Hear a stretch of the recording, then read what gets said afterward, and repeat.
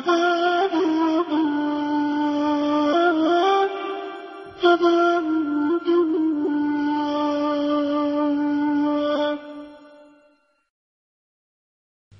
الله الرحمن الرحيم.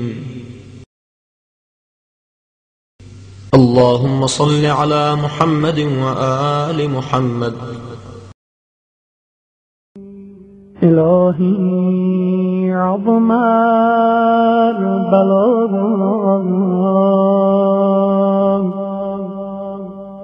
وبرح الخفاء وانكشف الغطاء وانقطع الرجاء وضاقت الأرض ومنعت السماء وأنت المستعان وإليك المشتكى وعليك المعول في الشدة والرخاء. اللهم صل على محمد وآل محمد أولي الأمر الذين فرضت علينا طاعتهم وعرفتنا بذلك منزلتهم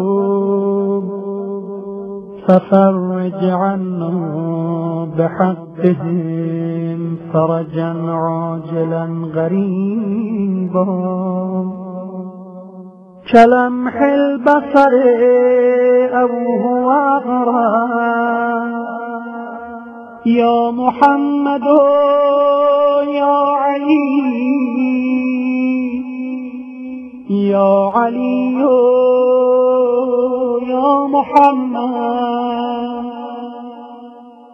اكفياني فإنكما كافيان وانصراني فإنكما ناصران. يا مولانا يا صاحب الزمان الغاو الغاو الغاو أدركني أدركني أدركني الساعة الساعة الساعة العجاب العجاب العجاب. يا أرحم الراحمين بحق محمد وآله الطاهرين.